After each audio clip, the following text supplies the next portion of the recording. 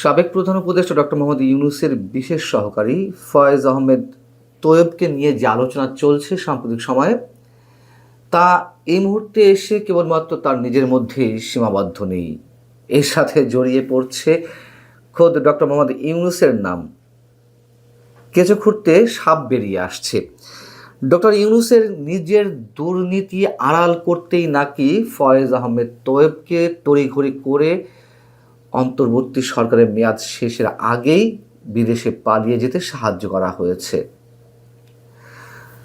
ফয়েজ তোয়েবের দুর্নীতি নিয়ে যখন তদন্ত চলছে খোদ দুদকে, তখন তিনি কিভাবে নির্বিঘ্নে দেশ ছাড়তে পারলেন, সেই প্রশ্নর উত্তর মেলানোর সাথে সাথে চলে আসছে ডক্টর মোহাম্মদ ইউনূসের নাম। যেহেতু 9 ফেব্রুয়ারি অন্তর্বর্তী সরকারের মেয়াদ শেষ হওয়ার আগেই 9 ফেব্রুয়ারিতে ফয়েজ আহমেদ তোয়েব তিনি যখন বাংলাদেশের বিমানবন্দর পার হয়ে বিদেশে পাড়ি জমালেন, তখন কিন্তু তার কাছে বিদেশে যাওয়ার সরকারের কোনো অনুমতিপত্র বা জিও লেটার ছিল না। তাহলে কিভাবে গেলেন? এটা এখন প্রকাশ্যে আসছে যে তিনি ইমিগ্রেশন পার হওয়ার সময় তাকে আটকে ফেলা হয়, কিন্তু ডক্টর মোহাম্মদ ইউনূসের নিজের তত্ত্বাবধানে তার ঘনিষ্ঠ লোকজনদের সহায়তায় ছেড়ে দেওয়া হয় ফয়েজ আহমেদ তোয়েবকে।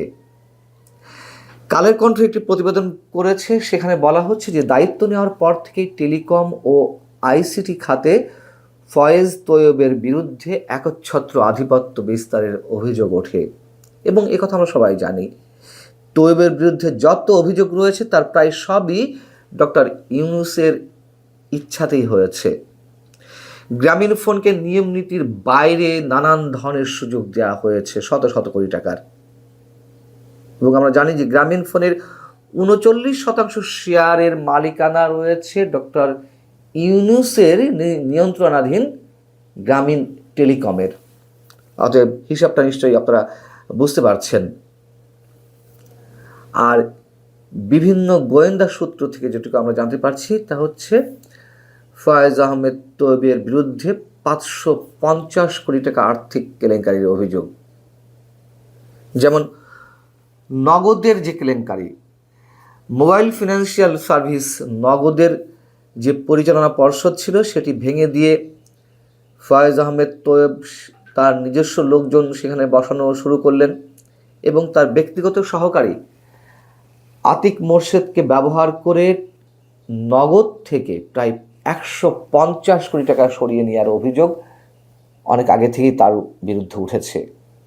বিটিসিএল এর অপটিক্যাল ফাইবার নেটওয়ার্ক প্রকল্পের শুরুর যেই বাজেট ছিল, যে ব্যয় ছিল, সেটি ছিল 165 কোটি টাকা। পরবর্তীতে জানা গেল যে ফয়েজ তোয়েবের হস্তক্ষেপে কোনো ধরনের যৌক্তিক কারণ ছাড়াই সেই ব্যয় ছাড়িয়ে যায় 326 কোটি টাকাতে। এই যে 161 কোটি টাকা লোপাটের যে ব্যবস্থা করা হচ্ছিল বা হয়েছে, সেটি কার পকেটে গেল? লাইসেন্স বাণিজ্য বা লাইসেন্স নবায়নের মাধ্যমেও অঢেল পরিমাণ টাকা হাতিয়ে নিয়েছেন এই ফয়েজ আহমেদ তোয়েব। টেলিকম খাতে বিভিন্ন লাইসেন্স প্রদান এবং বিভিন্ন লাইসেন্সের নবায়নের মাধ্যমে নাকি 100 কোটি টাকার ঘুষ বাণিজ্য করেছেন ফয়েজ তোয়েব। এবং তার বিরুদ্ধে যখন নানান অভিযোগে দুর্নীতি দমন কমিশনের পক্ষ থেকে তদন্ত শুরু হলো, তখন তিনি নিজে ফোন দিয়ে সেটি থামিয়ে দেওয়ার চেষ্টা করলেন এবং থামিয়ে দিলেন। নানান বিষয়ে যখন এই ধরনের তদন্ত আবার একটু যাচ্ছিল, সেই পর্যায়ে তার দেশ ছেড়ে পালিয়ে যাওয়ার বিষয়টি দুদকের নজরে আসে এবং তখন থেকেই এই বিষয়টি প্রকাশ্যে আসে যে ডক্টর মোহাম্মদ ইউনূস তিনি জানতেন যে ফয়েজ তোয়েব দুদকের নজরদারিতে রয়েছে, তাকে যে কোনো সময় দুদকের জিজ্ঞাসাবাদের মুখোমুখি হওয়া লাগতে পারে এবং সেই জায়গায় যে কোনোভাবে ডক্টর মোহাম্মদ ইউনূসের নাম বেরিয়ে পড়তে পারে। আর সে কারণেই তড়িঘড়ি করে সরকারের মেয়াদ শেষ হওয়ার আগেই কোনো ধরনের সরকারি অনুমতিপত্র বা জিও লেটার ছাড়াই তাকে দেশ ছেড়ে পালিয়ে যেতে সাহায্য করা হলো। এবং ডক্টর মোহাম্মদ ইউনূসের মতন অনেকেই রাঘব বোয়াল যে জড়িয়ে পড়তে পারেন বা তাদের নাম বেরিয়ে আসতে পারে তা তার নিজের ফেসবুক স্ট্যাটাসেই আমরা জানতে পেরেছি, তাই না? এটিও আমরা সবাই জানি যে তিনি পালিয়ে যাওয়ার পরে যখন নানান ধরনের সমালোচনার শিকার হচ্ছিলেন তখন তিনি তার ফেসবুক পেজে একটি স্ট্যাটাস দিলেন এবং শেষ পর্যায়ে বললেন যে কি এক মানে ইনফর্মাল শব্দ ইউজ করলেন যে আমার সাথে কেউ পাঙ্গা নিতে এসেন না বা এই ধরনের শব্দ, এবং আরও একটু খারাপভাবে তিনি বললেন যে আমার সাথে কেউ এই ধরনের কাজ করলে অনেকের প্যান্ট খুলে যাবে। প্যান্ট কার খুলতো বা জামা কাপড় খুলতো আমরা জানি না, তবে হিসেব নিকেশ যেটি বেরিয়ে আসছে অনেক রাঘব বোয়ালের নাম নিঃসন্দেহে বেরিয়ে আসতো এবং সেখানে নিশ্চয়ই তিনি ডক্টর মোহাম্মদ ইউনূসকেও মেন করতে চেয়েছেন, আমরা ধরে নিতে পারি। ফয়েজ আহমেদ তৈয়ব তাকে বিদেশ থেকে ডেকে নিয়ে এসে 2024 নভেম্বরে আইসিটি পলিসি অ্যাডভাইজার নিয়োগ দেওয়া হয় প্রথমে। পরবর্তীতে 2025 5 মার্চ প্রতিমন্ত্রী পদমর্যাদায় তাকে প্রধান উপদেষ্টার বিশেষ সহকারী হিসেবে নিযুক্ত করা হয় এবং পরবর্তীতে ডাক, টেলিযোগাযোগ ও তথ্য প্রযুক্তি মন্ত্রণালয়ের দায়িত্ব দেওয়া হয়, যেই মন্ত্রণালয়ে ডক্টর মোহাম্মদ ইউনূসের অনেক স্বার্থ জড়িয়ে রয়েছে। কিন্তু এই যে ব্যক্তিটি ফয়েজ আহমেদ তৈয়ব আরও অনেকের মতোই তাকে যে বিদেশ থেকে ডেকে নিয়ে এসে গুরুত্বপূর্ণ দায়িত্বে বসানো হলো, কোন যোগ্যতায় কিংবা কিসের ভিত্তিতে তাকে এই নিয়োগ দেওয়া হয়েছিল তার স্পষ্ট কোনো ব্যাখ্যা আজ পর্যন্ত কারোর পক্ষ থেকে পাওয়া যায়নি। উদ্ভট সব লোকজনকে নিয়ে এসে, বিদেশি নাগরিক, দ্বৈত নাগরিকত্ব রয়েছে এমন সব ব্যক্তিদেরকে নিয়ে এসে এই যে 1.5 বছর বিভিন্ন গুরুত্বপূর্ণ জায়গায় বসিয়ে হরিলুট করা হয়েছে, এক এক সব বেরিয়ে আসবে। এবং বিএনপি সরকারের কাছে অনেকেই দাবি করছেন যে ডক্টর ইউনূস সরকারের দুর্নীতির শ্বেতপত্র যেন প্রকাশ করা হয়। আমরা জানি না জনাব তারেক রহমান আমাদের প্রধানমন্ত্রী তিনি এইসব দাবির রাজনীতি করতে দিবেন, কোনো সমস্যা নাই। রাজনীতি যে মনে চায় করুক। আওয়ামী লীগ কী করেছে, কীভাবে দেশ চালিয়েছে বাংলাদেশের মানুষ দেখেছে। মানুষ যদি তারা ভোট দেয় করতে দেন, কিন্তু বিচার হইতে হবে। এই একজন এমপি কিভাবে ছাড়া পায়, সাধারণ কর্মী, গ্রামের ওয়ার্ডের একজন কর্মী, তারে নাই বুঝলাম যে আপনি 1.5 বছর হয়েছে, ওকে ঠিক আছে, ওরে ছাড়ো এবার। তো একজন এমপি কীভাবে ছাড়া পাইল? শেখ হাসিনার পরিবার রাজনীতি করতে পারবে যদি চায়, এগুলো আপনারা যখন বলেন তখন খুব কষ্ট হয়। যেই কারণেই নির্বাচনের আগে এসে আমাদের এই পক্ষ সরাসরি নেওয়ার কোনো সুযোগ ছিল না। আজকে যারা এই প্রশ্ন করেন যে ভাই কেন দাঁড়িপাল্লার পক্ষে গেলেন, তারা গতকাল যখন কিনা শপথ নিল ওই সময় কিছুটা টের পেয়েছেন যে কেন আমরা জামাত ইসলামের পক্ষে গিয়েছিলাম। তারা প্রথম দিনেই এই শহীদের এতগুলো রক্তের সাথে তারা বেইমানি করেছে। এই গাদ্দারি আল্লাহ সহ্য করবে না। আপনি আজকে প্রধানমন্ত্রী হয়েছেন, মায়ের জানাজায় অংশ নিতে পেরেছেন, তারপরে শেষ মুহূর্তে পর্যন্ত অন্তত লাশ তো দেখতে পেরেছেন। এটা এই শহীদদের কারণে। এই যে কয়দিন আগে মানুষগুলো মারা গেল, এরা জামাত ইসলাম, আওয়ামী লীগ, বিএনপি কোনো রাজনৈতিক দল বুঝতো না। এরা সাধারণ মানুষ, দমন পীড়ন নির্যাতন, দেশের এই খারাপ অবস্থা, এগুলো দেখে তারা আস্তে আস্তে প্রতিবাদী হয়ে উঠেছে। তারপরে রাস্তায় নেমেছে, গুলি খেয়েছে, মারা গিয়েছে, শহীদ হয়েছে। তাদের সাথে গাদ্দারি করলেন জুলাই সনদ বাস্তবায়ন করতে গিয়ে। তো এই জিনিসগুলি যদি না করেন তাহলে আমাদের ভাল লাগবে। আপনারা দেশ চালান, কোনো সমস্যা নেই। আপনাদের কাছ থেকে রুটি খাইতে যাব না, রুটি খাওয়ার লোক বহুত আছে, যারা খাইতে চায় তাদেরকে দেন, কোনো সমস্যা নেই। আমার একটাই পলিসি, সেটা হয়েছে যে ইন্ডিয়া এই দেশে কোনো দিন আর মাতবাড়ি করতে পারবে না। অতএব এই ইন্ডিয়া, আওয়ামী লীগ এখনও পর্যন্ত সেই ইন্ডিয়ার সবচেয়ে পছন্দের দল, এবং আওয়ামী লীগ এই দেশে ক্ষমতায় আসলে আবারও ইন্ডিয়া সেই আগের মতোই করবে। সো তাদেরকে আসতে দিয়ে না, আপনাদের পায়ে ধরে অনুরোধ করলাম, আর কিছু না। তো যেটা বলছিলাম যে জামাতের আমির উনি এই কথাটা বলেছেন যে আমাদের যদি নাকি ওই সময় ইলিয়াস, আমরা যদি নাকি গ্যাঞ্জাম করতাম, তাহলে আমাদের কাছে গোয়েন্দার তথ্য ছিল যে এখানে আওয়ামী লীগ নামবে মাঠে, এবং আওয়ামী লীগের সাথে বিএনপিরও কিছু লোকজন নামবে, নেমে তারা প্রচণ্ড বিশৃঙ্খলা করবে, দেশটা একটা গৃহযুদ্ধের দিকে যাবে। আমরা ওই দিকে যেতে চাই নাই, এই জন্য আমরা কোনো কিছু বলি নাই। তো এই যে জামাতের আমিরের মতো একজন মানুষ এতটুকু মানে স্যাক্রিফাইস করেছে। ধরেন আমি জামাত ইসলাম পাশ করলে কি হইতো? হ্যাঁ হয়তো ধরেন মনে করেন যে আমার জন্য বাংলাদেশের রাস্তাটা অনেক ইজি হয়ে যেত। আমি ভাই বাংলাদেশে গিয়ে মন্ত্রীও হইতাম না, এমপিও হইতাম না। এমপি হইলে আমি তো হয়তো জামাতের কাছে চাইলে আমার এমনিতেই দিত। আমি হইতে চাইনি তো ভাই। তো আমি চাইনি ওইটা, আমি এখনও চাই না, ভবিষ্যতেও চাবো না। এটা আল্লাহ বাঁচায় রাখলে তারপরে দেখবেন। আমার রাস্তা ভাই ওই একটা, আওয়ামী লীগ আর ইন্ডিয়া, এর বাইরে কিচ্ছু নাই। কিন্তু উনি তো প্রধানমন্ত্রী হইতেন, যিনি প্রধানমন্ত্রী হইতেন সেই ব্যক্তি মানে এত ঠান্ডা মাথায় আমার সাথে বলতে পারেন যে ইলিয়াস আমরা ওই সময় কিছু করলে দেশের অবস্থাটা খারাপ হইতো।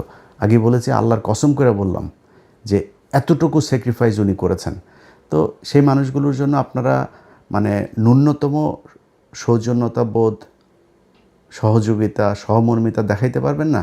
এদেরকে আক্রমণ করে কথা বলতে পারে। চারিদিকে যে অবস্থা, সেই ৭১ রাজাকার টাজাকার এইসব বলে কথা বলা, যে বডি ল্যাঙ্গুয়েজে আপনার গত ২-৩ দিন সালাউদ্দিন, আমির খসরু আর হইল গিয়া এই মির্জা ফখরুল কথা বলেছে, ভাই এটা যদি এই চেহারা যদি তাদের আজ থেকে ৫ বছর আগে দেখতাম, প্রশ্নই আসে না আওয়ামী লীগের বিরুদ্ধে এত ফাইট করতাম, নিজের পরিবার সবাইকে এত বিপদে ফেলে দিয়ে কখনই করতাম না।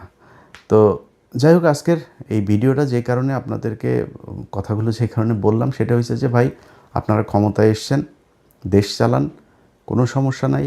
আপনাদের যে মন্ত্রিসভা গঠন করেছেন, এই মন্ত্রিসভা আমরা এদেরকে আগেই চিনি। ধরেন একজনের কথা বলি, এই যে ইকবাল হাসান মাহমুদ টুকু, তাই না?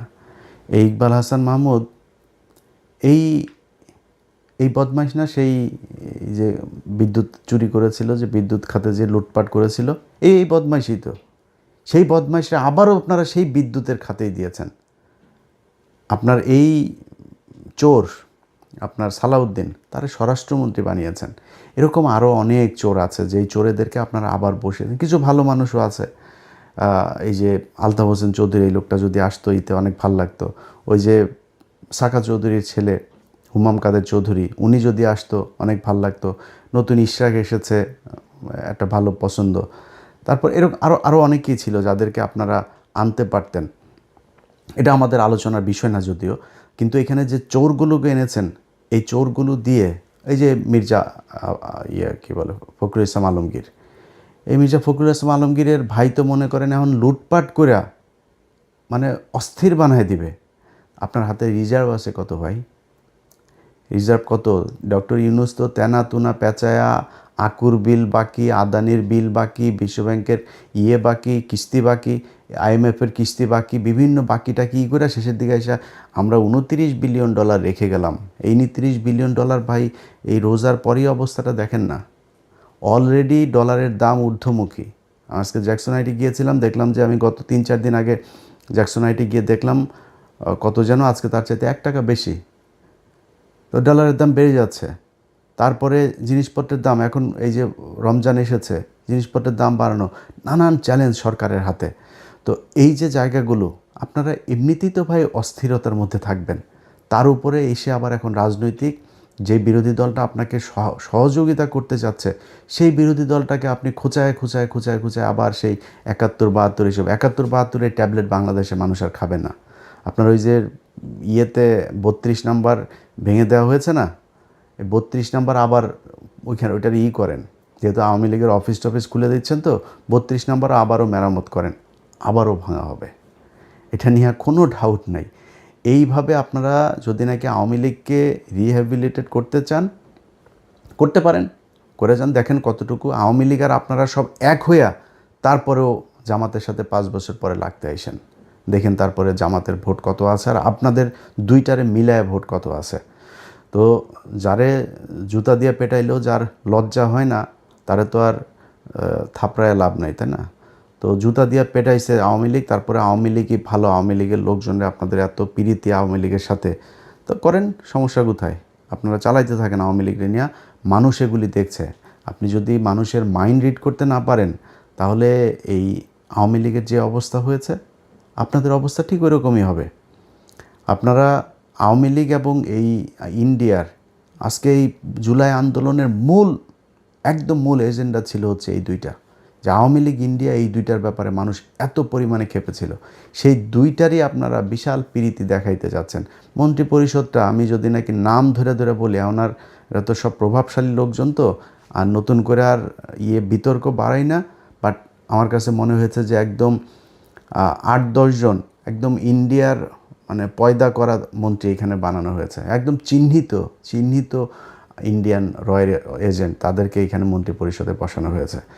সো সেই মানুষগুলিকে নিয়ে আপনারা বাংলাদেশে মানুষের সাথে তামাশা করলেন, জুলাই সনদই করলেন না, করতে থাকেন, সমস্যা নাই। এই পৃথিবী শুধু 5 বছরের জন্য না। আজকে আপনারা যেই চেয়ারে বসে আছেন, এই চেয়ারে আপনাদের যে বহু প্রতাপশালী শেখ মুজিব ছিল, বহু প্রতাপশালী শেখ হাসিনা ছিল, আজকে তাদের অবস্থা কোথায়? শেখ হাসিনার দিন কাটে এখন, আগে 2-1 বোতল খাইতো, এখন মনে হয় 8-10 বোতল ফেন্সিডিল খায় তার দিন কাটে। কোথায় সে আওয়ামী লীগ? আর আওয়ামী লীগের লোকজনরে বললে তারপরে শেষ করি, ভাই তোদের যদি লজ্জা শরম কিছু থাকতো, তোরা আবার এখন ফেসবুকে করিস। ওই তারেক রহমানের মেয়ের একটা ভিডিও বের হয়েছে, সেই ভিডিও দিয়া তারপরে এক জায়গায় দেখলাম লিখেছে যে ওদের শেখ পরিবারের মেয়েরা নাকি বিশাল আকারের সম্মান